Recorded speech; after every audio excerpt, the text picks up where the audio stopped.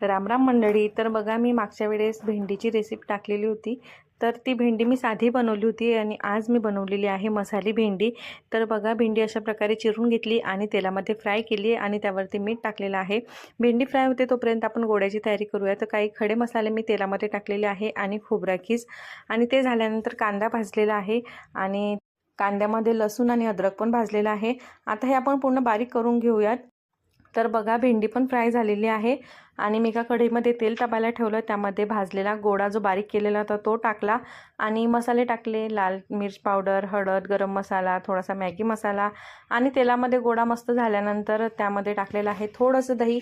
दही टाकायच्या वेळेस गॅस थोडी कमी याच्यावर करायची आणि बघा, टाकलेली आहे भेंडी. तर भाजी झालेली आहे आणि टाकायचं पाणी. तर अशा प्रकारे मी भाजी बनवत असते मसाली. तर तुम्हाला रेसिपी कशी वाटली कमेंटमध्ये सांगा आणि हां, चॅनलला सबस्क्राईब करायला विसरू नका. तोपर्यंत